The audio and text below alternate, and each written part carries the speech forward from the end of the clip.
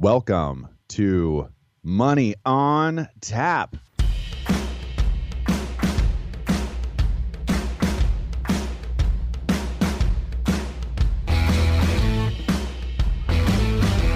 Money on Tap, your personal finance headquarters, where we bring out the professionals' experience and some fun in what we call three-dimensional investing, utilizing insurance, brokerage, and fee-based planning.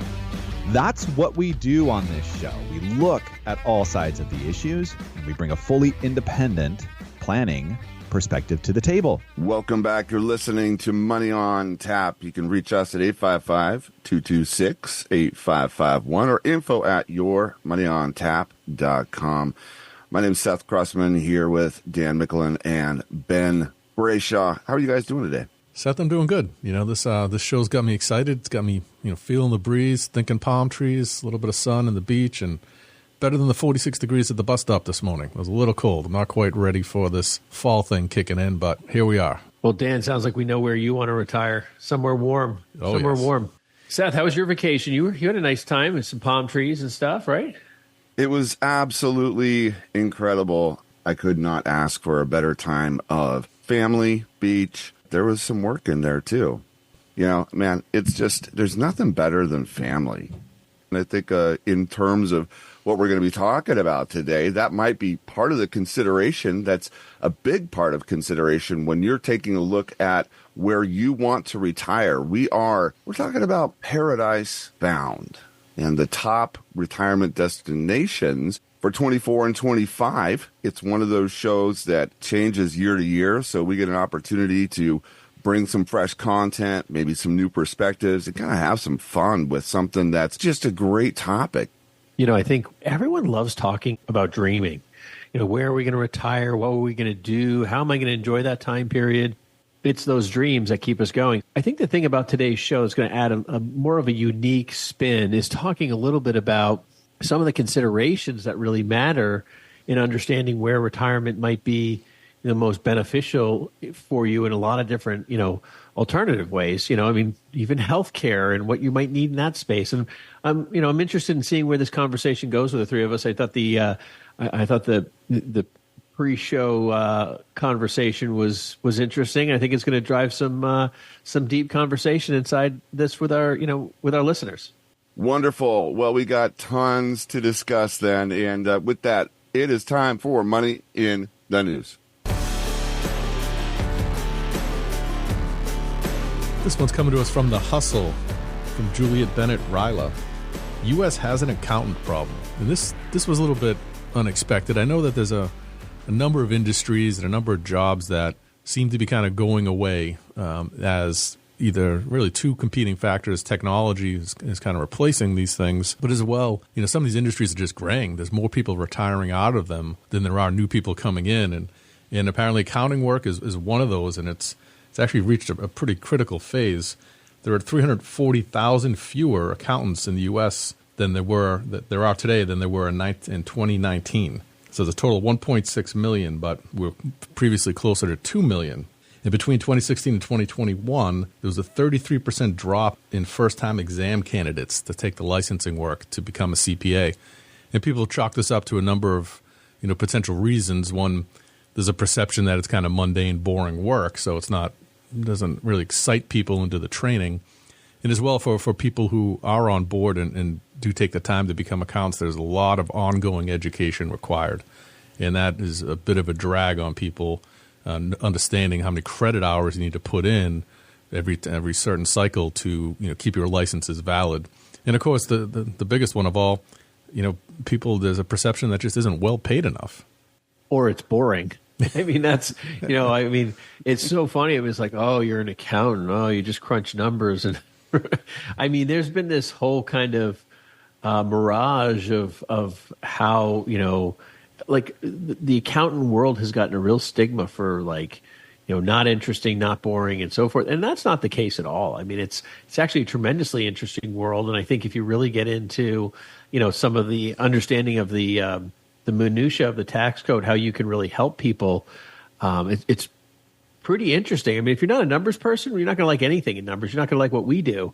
I mean, stocks sound exciting because they've made movies about that. They haven't made movies about accounting, but I'll tell you, all these crazy accounting principles and stuff like that, and manipulation in that space has enabled a lot of people to create various Ponzi schemes and stuff. I mean, accounting is a very complex, intricate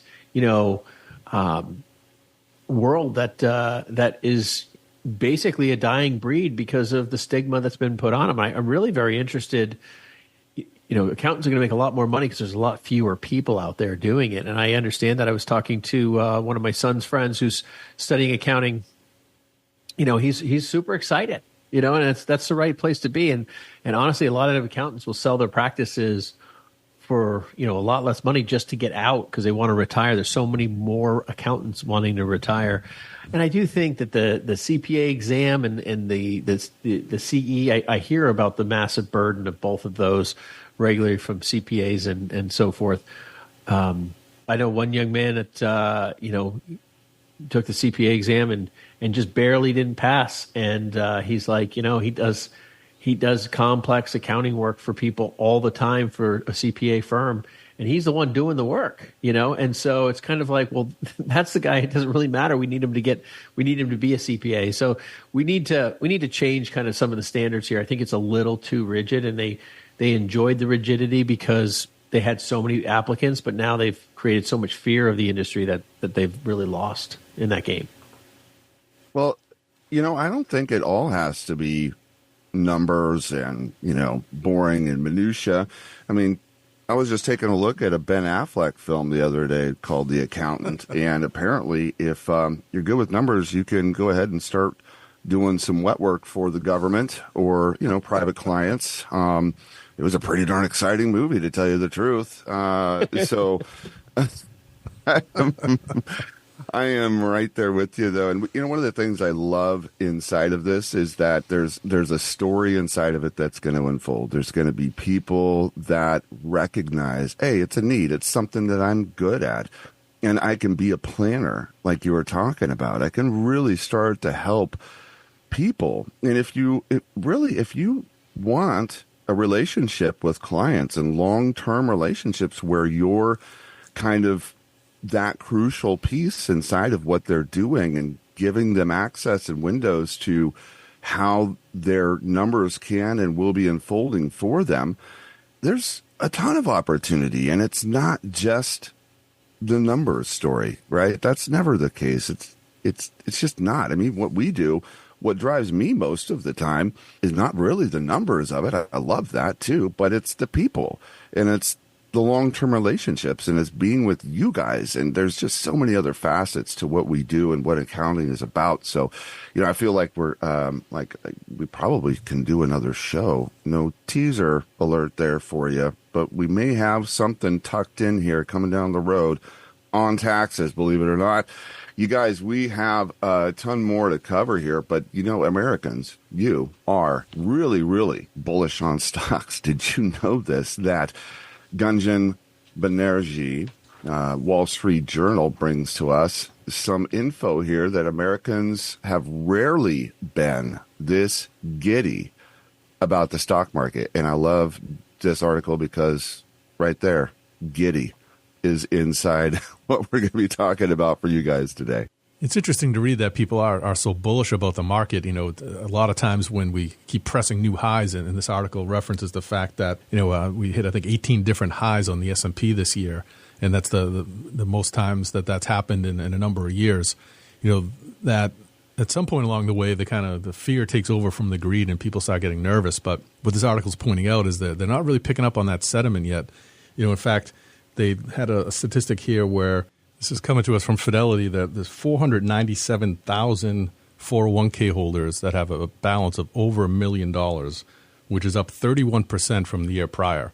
So people are investing. They're investing well in this buoyancy in this market. The lift that they've gotten has gotten people very excited about what the future holds. Yeah, this is really, it's interesting to think about how many millionaire 401k people just at Fidelity and the fact that that's up so high. That's a great sign and wonderful for people each and every day as they're kind of trying to figure out, is retirement feasible? I think what's really hard to quantify, and I'm glad that the market. I mean, we obviously want the market to go up. We want people to to invest in the market and take advantage of that. But we also need companies to do well, right? I mean, like, there's no reason to own a company that's going to start losing money or returns are going to be lower. And I think NVIDIA, Dan reported better than expected earnings and then dropped 3 or 4%, the next day. It's incredible. It's really hard. People aren't sure. And I think you're right on that kind of like fulcrum of, what am I going to do? Like I've made all this money in NVIDIA. Do I sell it? Do I keep it? Where's this AI story go? Are we hitting a plateau yet? There's a lot of conversations around that. But I think for those people who have been the steady Eddie investor for a really long time, the market staying low as long as possible before you retire is what you want, because you want to keep buying those investments cheaper. So as you're putting more money in, you're buying those investments higher, and therefore, you need it to move forward. We talked a little bit about statistics, and I think most of the time election years are positive. We've seen that so far year to date. And that's been great for these investors. And statistically, the year following an election year is positive as well. And not as positive traditionally, but it's still positive. And so, those statistical forward moves are not unknown to a large number of investors, including hedge funds and, various others. So, I think that the bullish sentiment is, industry wide, but I think everyone's cautiously optimistic because they don't want to see a pullback here on this election. There's a lot of tenuous conversation around there. I mean, no matter where you stand politically, I think everyone's a little nervous of like, hey, is something going to happen during this election that's going to cause that? This kind of silliness about these pandemic things, it's like, no question, we care deeply about the people who have passed away. But I mean, there's from either the Triple E or the monkeypox. I mean, these are less than double digit numbers, and people are scared we're going to have a global pandemic shutdown again. And I don't think that by any means are at a justifiable number, even close to. I mean, we'd have to have hundreds of thousands of people before we shut down our globe again. That was a detriment to everyone. So there's all these fears and woes, and I think you're right, Dan. Like, people are like, when's it going to drop? When's it going to drop? But there's a little bit more positiveness than the fear. But I got to be honest with you. I look at stocks and say, where are their vulnerabilities if we have a market pullback? That's part of every thought conversation at a higher, more sincere perspective than, letting it run. Though all our indicators currently are positive. So that's a good sign too. And I don't know what your thoughts are, Seth, but it's a very interesting thing that the sentiment is so high. Warren Buffett has a quote here. Warren Buffett, love you. He says that, remember, the stock market is a manic depressive, you guys. It is what it is. It's the roller coaster. And, we've talked about Warren recently, selling off all that Apple that he did and how that's going to affect the market. So, yeah, that's great if you are giddy about the market, and if you are invested and you're looking at your 401k or your retirement or whatever you have in the market and you're excited about it, that's wonderful. And the other side of that is, too, that's not going to last. And these are just opportunities. Everything inside of what you hold right now is an opportunity. It's a choice. That's what you are being given. And how you make those decisions is really important. Now, we're planners, and so what we're doing is saying, how does this fit inside of what we've unfolded or had unfolding inside of your plan? And a part of that will be, hey, we're going to take some profits here, or we're going to protect some assets there. If you're not having that conversation, give us a call at 855-226-8551, because you need to. And that's what we're here for. As well, if you haven't had a conversation with your CPA, or if you're recognizing, hey, this is a challenging time in the CPA world, we've got that base covered for you here too at Brayshaw Financial Group. Just reach out to us, because we have people at Brayshaw Financial Group ready to help you to continue to be successful inside of your tax code and inside of your retirement, and understand how that all works together. So it's a great opportunity wherever you're at, whatever you're doing, to give us a call and be successful in your investing. We get a lot of people that love the show and just reach out to us and say, hey, how can I be a part of this? What can I do? One of the main things that you can do is subscribe to Money on Tap and the podcast. And when you do that, leave us a review. That helps us to get the show to more people and just continue to build this Money on Tap community and helping more people be successful in their retirement. So thank you. And when you do that, drop us a line at info@yourmoneyontap.com, because we've got some great Money on Tap gear we want to send you out. And so I want to leave that with you because we're going to take a quick break here. And when we come back, we're going to be talking about Paradise Found, top retirement destinations for 24 and 25. We'll be right back. Are you looking for professional guidance to kickstart your investing journey? Look no further. Brayshaw Financial Group and our planners are here to help. Our team of experts will provide personalized advice tailored to your financial goals. Visit BrayshawFinancial.com today to schedule your free consultation. Brayshaw Financial, investing made easy. Thank you for joining us for Money on Tap. You can reach us at 855-226-8551 or email us at info@yourmoneyontap.com. And now, more of this week's show with Ben, Seth, and Dan.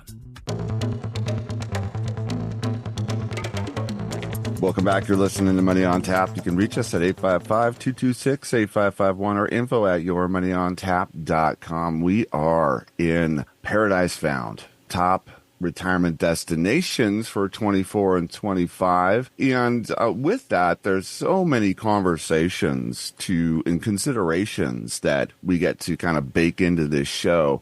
And we get to have those conversations with you. And they're a lot of fun. You know, it's not just who has the greatest beach or who has this piece of what I'm looking for or my part of my dream.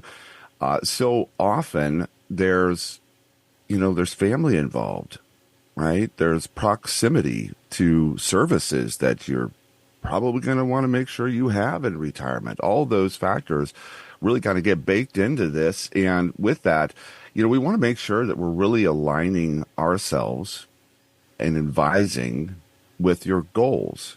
So what do all of those pieces mean to you, and what are the considerations inside of this? You guys, let's do this.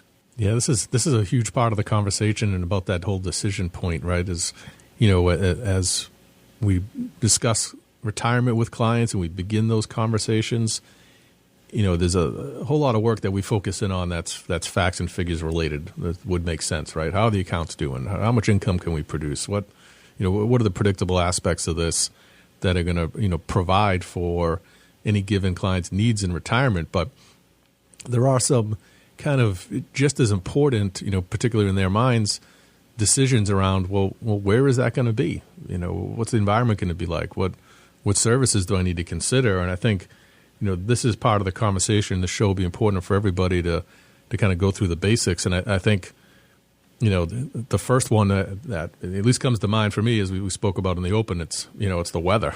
And I think for a lot of New Englanders, that's common for all of us. You just want to get out of the snow, man. You just don't want to keep doing it. The cold, But that's not the truth for everybody, though. I mean, just speaking to my own family, my parents are retired and they're not going anywhere. They like to vacation and take trips, but they want to be near their grandkids. They've made that decision that in terms of a actual address, where are they going to live, they want to stay close.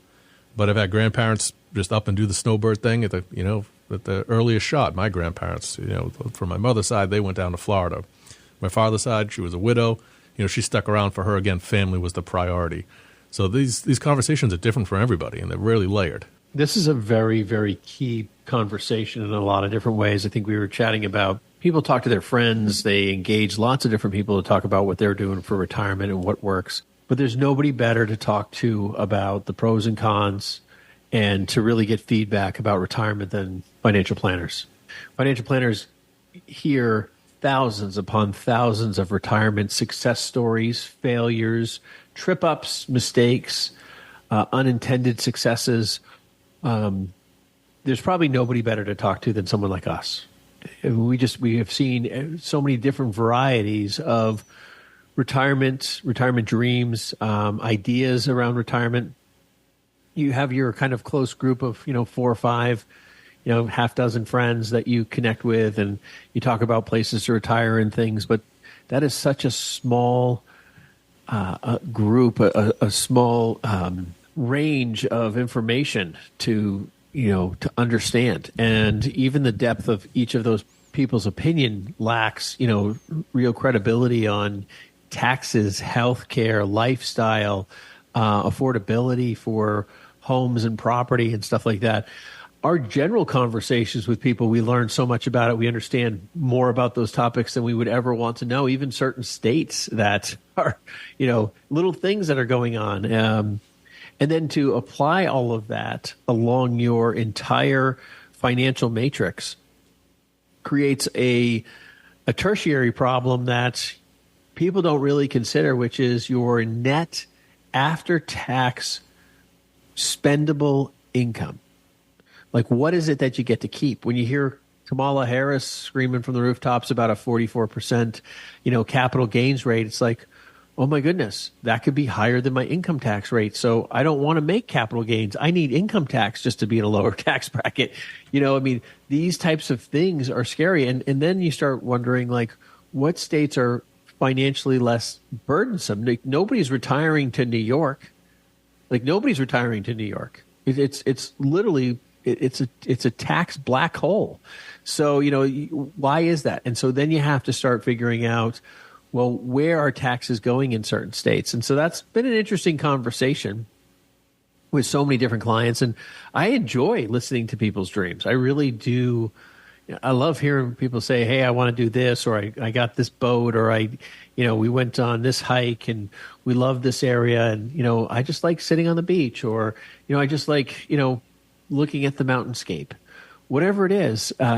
There's all sorts of different choices and options. I have a friend who, he has a trailer on the ocean in Florida. He loves it. He goes, it's so simple. He's like, it's so simple. I don't have a house. Not that he can't afford one, but he's like, I don't have a big house to take care of or worry about. It just, hey, trailer blows away, we put a new trailer on the thing.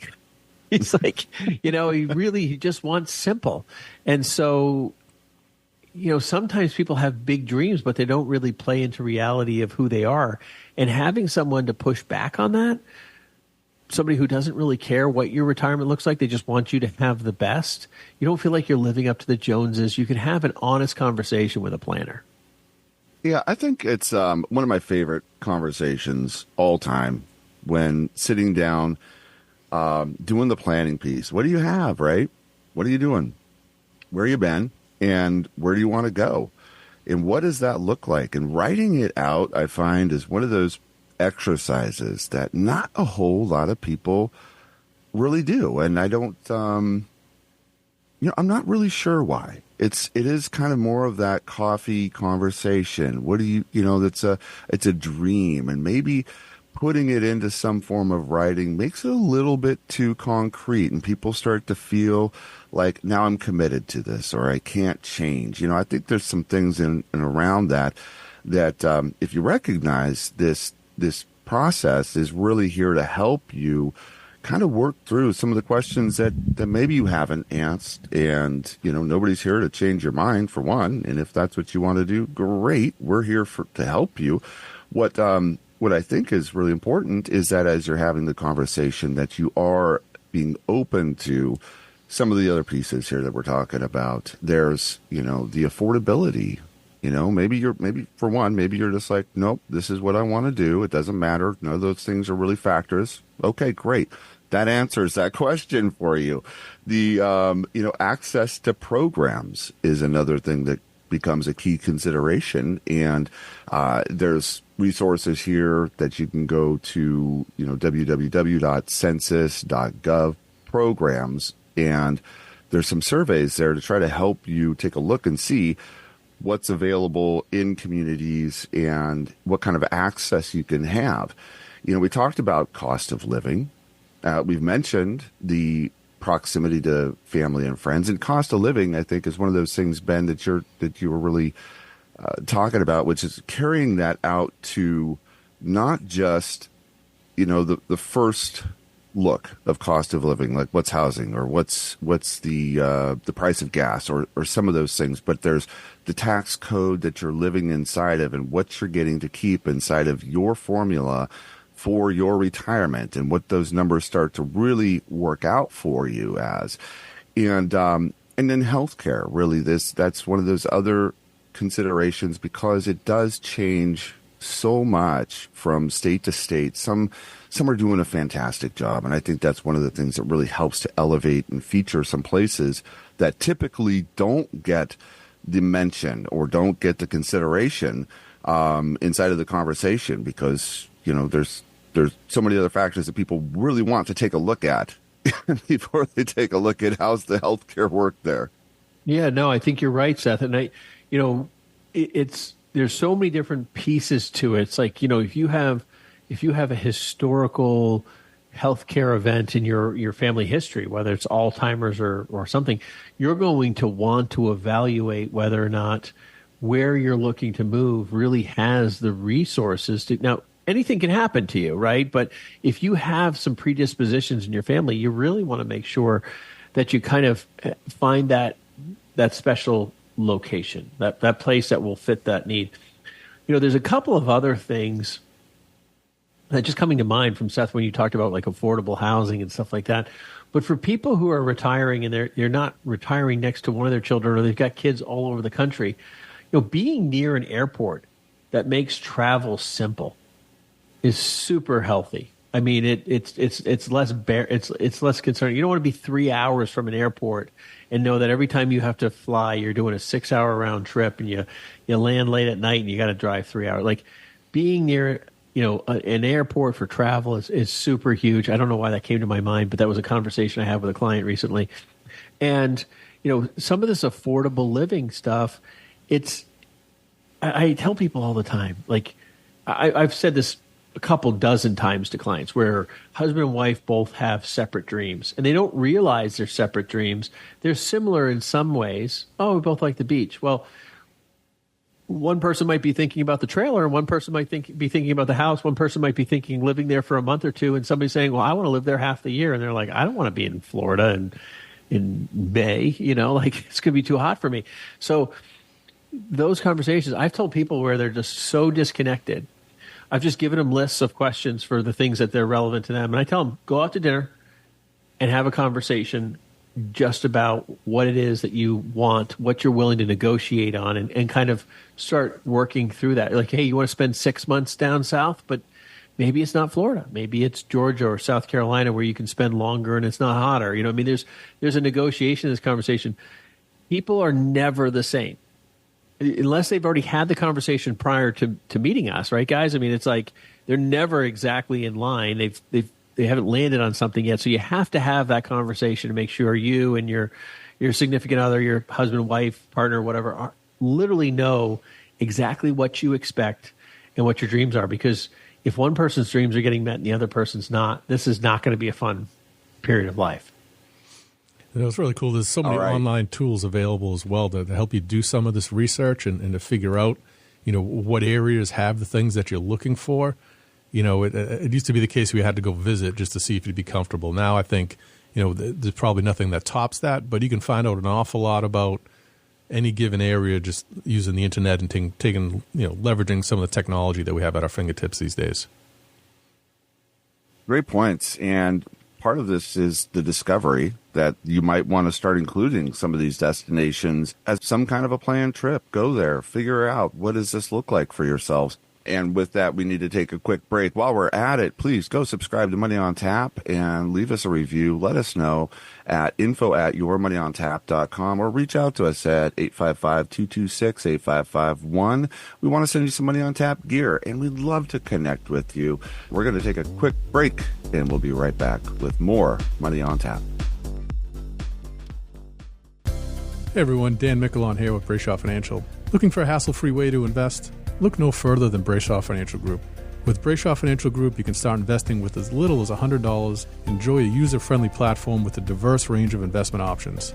Visit Brayshaw Financial Group and start your investment journey today. Brayshaw Financial Group, investing made easy. We appreciate you listening to Money on Tap with Ben, Seth, and Dan. You can contact us at 855-226-8551 or email us at info@yourmoneyontap.com. And now, more of this week's program.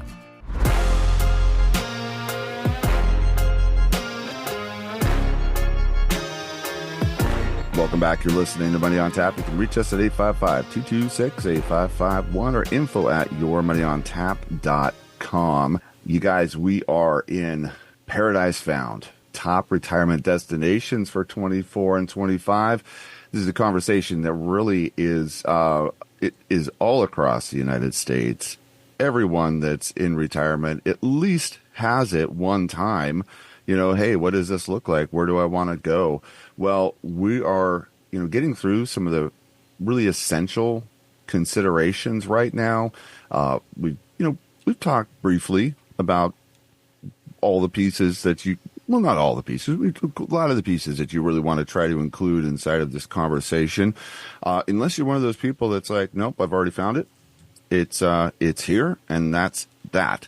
Then you want to stick around and listen to more of what's going to be taking place here. And a big part of that is really demographics. And Ben, please explain more why that's an important piece here for us. Well, I think, we talk about it a lot on the show, and we talk a lot about, the aging population, the baby boomers, and we're all kind of aware of the story, but the numbers are the numbers. And, we have 45 million baby boomers alone retired, well over 50 million people retired in America. That's 15+% retired. And in the next 20 years, we're going to go over 35% of Americans retired. And the demand for housing is going to skyrocket. It's going to be something we're, not expecting in specific areas. I think we talk about COVID and the demand for homes in Florida during COVID. Yeah, Florida was open. Those were positive things and so forth, and that was a driver. But what about all the people who are still retiring there? You had this secondary demand, and it's continuing to grow each and every day. I mean, people are still moving into Florida in droves, and it's slowed down a little bit, but there's more people buying than selling, and it's a complicated mess. And for the next 20 years, 70 million Americans out of 320 million Americans are looking for retirement locations. Some are going to stay right where they're at, and that's fine. But that's more people than we have retired today, and we have a problem with housing in the southern regions. And the fast growth in that space. And so this demographic shift may change your time schedule. I know a lot of people who are saying, let me find my retirement home today and I'll rent it out to people who want to be retired for a few months a year and help pay for it. It's been a very common thing, and then they use it for vacations and so forth. So there's a lot of interest in people trying to acquire property now before the other 70 million Americans retire and their 401ks become accessible for them to even look at buying a property. And that's the thing. People have their hands tied in these retirement plans, and they can't really leverage those things. And so, people do all sorts of different stuff, but that right now is a big issue. And it's not just the housing that is affected by this. I mean, Seth, you mentioned, things like social programs, things to do, what's available in a given community. And I know, my parents, are retired. They haven't, chosen a permanent location. They're going to stay in Massachusetts. But whenever they're looking at a place down south to go for the winter, that's really high on their list. They want that, free yoga in the park, or, ongoing dances and musicals and just ways to be social in each of these places. So the concern becomes, well, how saturated with other retirees is a given community, and does that make sense longer term to get yourself invested there? Like you said, Ben, if you're even considering, buying before you actually move in full time, is the community going to have all of the things that you want by the time you're ready to get there? And, just for instance, you talk about, moving towards 30% of America being retired. Well, there are a bunch of places where it's already well over 20%. 8 out of the top 10 towns with the most retirees are all located in Florida. And that's in Northport, Florida is number one on the list. It's about 33% of that town is already retired.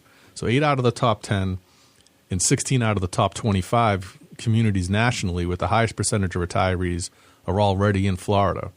However, Ben, to your point, the trend on new transplants, right? Where are people moving right now, where they offer up as the number one reason for their move is to retire? Florida's actually fallen to 5th on that list.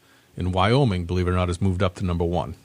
So there is a change going on in terms of where people locate or choose to relocate if that's what they're going to do. But you really do want to get in deep in these numbers and really understand not only what does it mean for today, but what does the next 10, 15, 20 years look like? And is this area that you're targeting going to be overtaxed by people who need all the same services that you do? It's an interesting thing to take a look at the demographics and those numbers if you're considering even like on a statewide, not just on the local community. Some of them are really surprising to me when you see, for instance, what's the percentage of the population? Number 1, Maine. It has, a relatively small number of people, and in terms of the 65 plus population, but it's nearly 22% of the state's population. And it's gorgeous. And I don't want to say anything in the, other than it's a wonderful place to be, but it has me scratching my head. Why? What is it about Maine? And so many people, I'm born hard, I'm born into it, and this is where I'm going to stay, and that's just the way the numbers have shook out. Or, how many of those people are really transplants recently that just found the location to really work for them and what their idea is in retirement. But overall, yes, it's a large percentage of the population. After that, there's Florida, and then some other surprises tucked inside here too, like your West Virginia, Delaware, New Hampshire, 19%, 19.3% over 65. And then, some others that are like Pennsylvania, still somewhat northern, and, the New England area.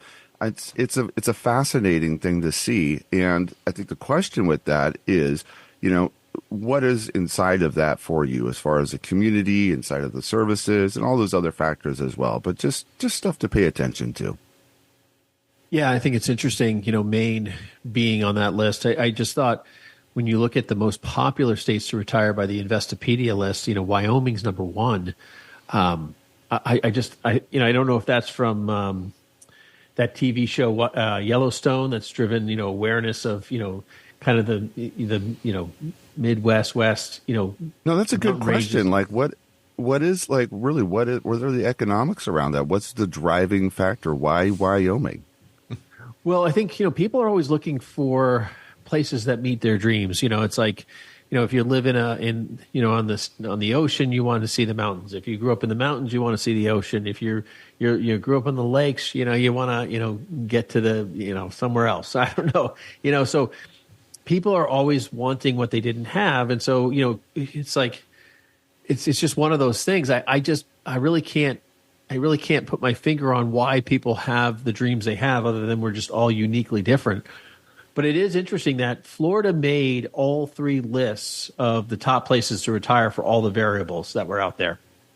It has a lot to do with taxes, I think, the sun. It has a lot to do with the ocean and the beaches, accessibility, a lot of that. But I thought it was interesting that out of the 3 top 10 classes, there were 5 states that made 2 of the 3, and that was Delaware, Maine, Pennsylvania, South Carolina, and West Virginia. They were, top 10 on 2 of the lists, those 5. Interesting conversations around each of those. I think it's interesting, being a New Hampshire native resident, New Hampshire's getting rid of slowly their dividend tax. And so you're going to see various states trying to acquire that retirement demographic because it has all the wealth. They're going to, they want property taxes paid. They need that income coming into their state. They need those people to spend their money in the state, because people who are retired are spending their money. And that drives good business. That drives a healthy economy for the state. And New England has, 3 of the top 10 most recessionary-proof cities in the country just because of all the trust money. And New Hampshire is known as a big trust state, Vermont being another one. And so there's that kind of culture understands having wealth located there drives business, and there's other ways to get tax dollars. And, Florida is very friendly tax-wise, and it has the sun for people who don't want the cold. And so there's a lot of balancing factors here. I think the kind of lifestyle you want is really going to drive your interest, and then you start diving into affordability issues. Those are my thoughts. Yeah, the affordability is obviously a big deal, and that's where I think it behooves everybody to jumpstart this conversation early in your retirement planning and include your advisors in on that, even if there's a change that comes later as you negotiate with your spouse, Ben. And I think that was a great way to illustrate that, because there is going to be some give and take there and make sure those dreams are aligned. But it's never too early to start having that conversation. It's never too early to bring it into your retirement planning picture. I mean, if as a result of that conversation you come across some really specific needs and wants, you want to plan for that. Some of that stuff is going to require that you set aside the right amount of funding and really turn a mindful eye to it as early as you can. So, for everybody out there listening that's even anywhere approaching retirement, early 50s, whatever the case may be, I think that's a fun exercise and a good date night, and invite your significant other out. Bring a pad, start sharing some ideas and talking about what this looks like for you, so we can get that negotiation rolling and do the planning work behind it that's going to make it a possibility. I thought it was interesting, Dan, just, in some of the affordability pieces, Forbes had listed that Pittsburgh, Asheville, and Greenville were some of the, rising stars in the affordability space. I mean, I have clients in Asheville. Greenville's beautiful. I just can't see myself going to Steelers games, but those are interesting conversations, and I think people are finding these things slowly. I mean, I've just found there's some great places in Tennessee, and that, so I love the idea, Seth, and you talking about just starting your vacations as a place to start visiting different states that you might even consider as a place to retire. I think that's really a big deal, versus trying to do some guesswork. Because I've had clients who have moved places, and then a year and a half later, like, this is not for us. And then they sell their home, they sell their property, and but the cost of moving, all that stuff, it ends up being a loss. And having some foreshadowing on narrowing it down, I guess, is really a good exercise. I love that idea. One of the things that I think I've loved inside of the idea, or even, this is some clients that have done this and embraced this process at a different level, and they've gone ahead and gotten a travel trailer or a motorhome, or some of them have just said, look, that's not us. We don't camp or travel like that. Let's go ahead and find some, Airbnbs, but something that's not really a hotel, and you can get longer term stays inside of those, accommodations too, to really test the water. Cause you might get to Pittsburgh and realize, oh my gosh, I cannot do a Pittsburgh Steeler game. Or, having lived in Pittsburgh, it was one of the few places that calls soda pop, and maybe you just can't call soda pop like I grew up calling it, and was shamed later in my life moving to the East Coast for calling soda pop. Happy to be one of those people, Seth. Happy to be one of those people. Just trying to get you corrected. That's all, buddy. We're just trying to refine your education. We're the educational side. So yeah. You guys do a really good job of that too, by the way. And some of the other things that are just kind of they're undefinable in some ways, right? That's what's the vibe? When you get to a place, let's just call it what it is. There's a culture. There's an undertone. There's a way that people go about doing life that, where I was just at, spending some time with family when I was in the Target and the Walmart. I was like, what is going on with this place? Because, I think it's paradise, but they're just the people that were filling the shift for that day and that time, clearly that was not where they want to be spending their time on that day. And, I would not blame them. It's, rather be at the beach too.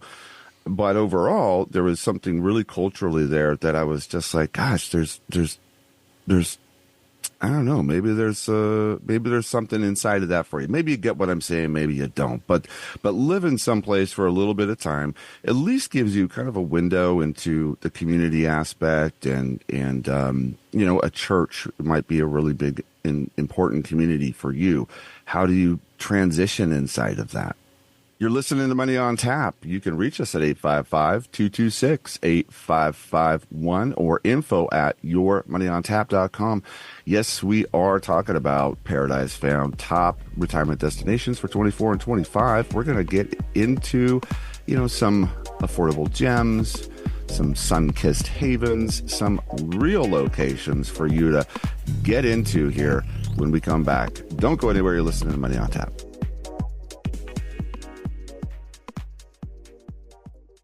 Hey guys, Seth Cressman with Brayshaw Financial Group. Are you ready to take control of your financial future? Look no further than Brayshaw Financial Group. Our team of experienced advisors is dedicated to helping beginners like you build wealth through smart investing strategies. Visit BrayshawFinancial.com today and start your journey towards financial independence. Brayshaw Financial Group, your partner in wealth creation. You can reach us at 855-226-8551 or email us at info@yourmoneyontap.com. And now, more Money on Tap with Ben, Seth, and Dan.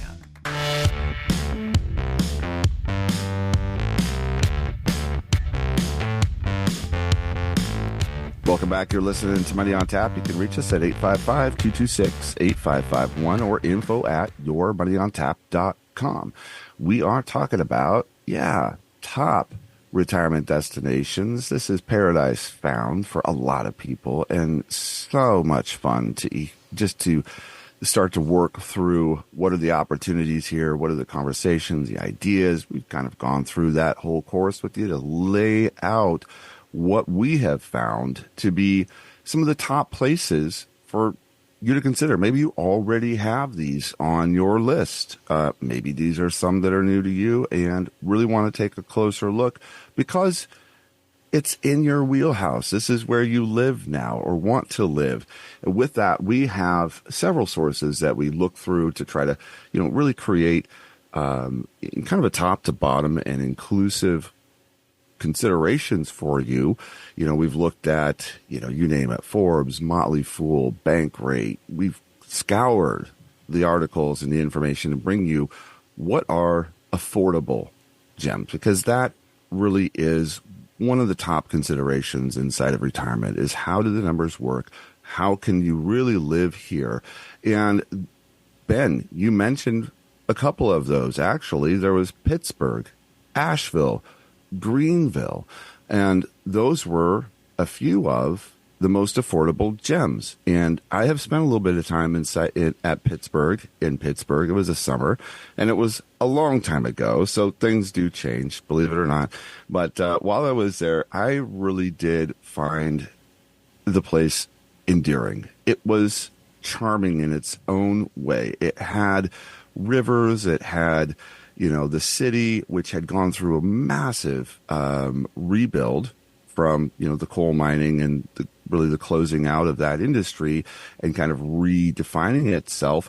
And it had a lot of great food. And the people overall, that was one of the things I enjoyed most about Pittsburgh is the people were so kind and really willing to just put their hand out and welcome you. Yeah, I thought, some of the Motley Fool had a list of least expensive places to retire, and which didn't come up on any of the other things. But Mississippi was actually number one. And I thought that was interesting because, they based it on grocery, housing, utilities, transportation, and they did a whole metric on that. And some of these deep South states really do provide affordability in ways that we hadn't thought of, but Oklahoma, Kansas, Alabama, West Virginia, there's a lot of these these states that have different affordability opportunities, and based on your financial needs or expenses, like, hey, I've got to do a mortgage, so I need to find a house that's less expensive. Now you're looking and focusing more on housing criteria per se than maybe some other options. Affordability is really about how much you can afford to spend, which working backwards means, well, how much money can I get out of my retirement? And then it starts talking about, well, how much do I get out of my retirement with paying the least amount of taxes? And so he really gets into a planning piece to try to really bolster the amount of money. One person we've been working with very specifically, and this is a common problem, is people say, well, this is how much money I have in my retirement plan. And we've talked about, Roth conversions, but there's other ways to create tax-free income or tax-friendly income. And that's really what drives a successful retirement. So, as people are talking about affordability, sometimes when you're doing really strong intentional planning, you can increase your affordability just by tax preparation.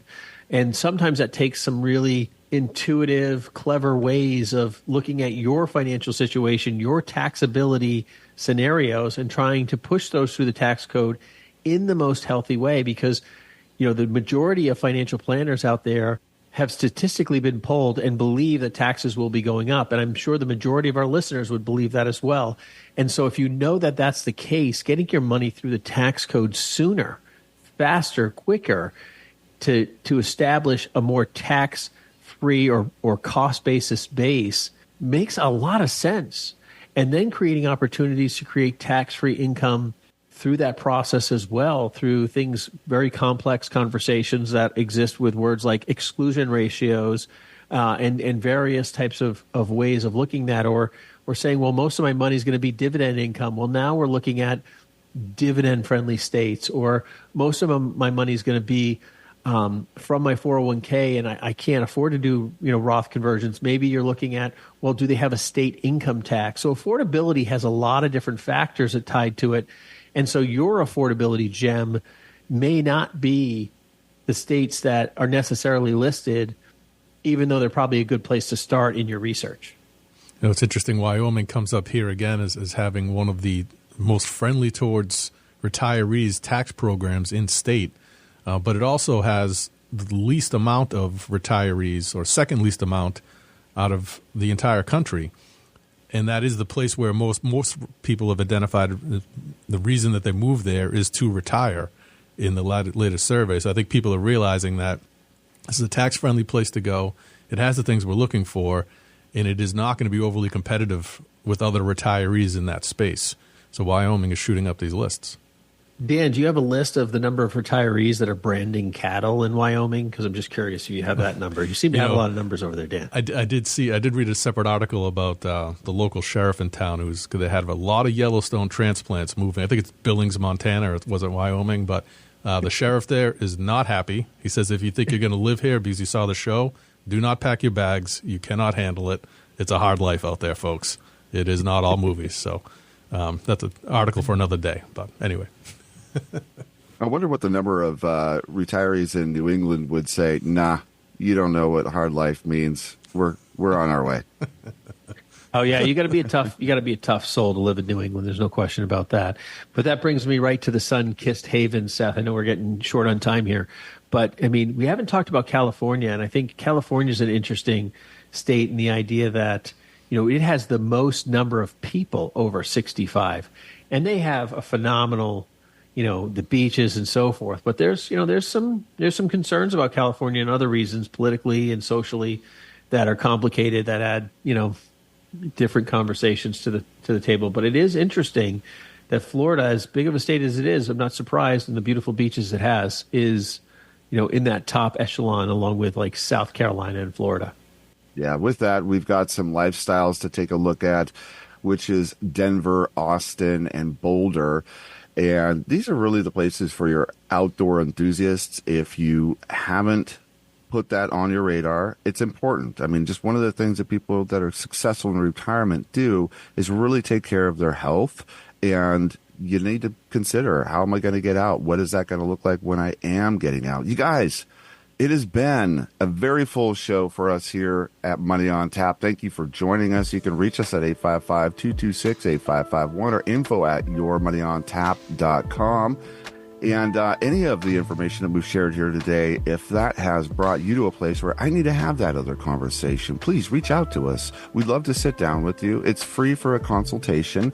And with that, we hope that we can get you to start taking steps to be successful in your retirement and successful in your investing. You're listening to Money on Tap. We'll see you this next week.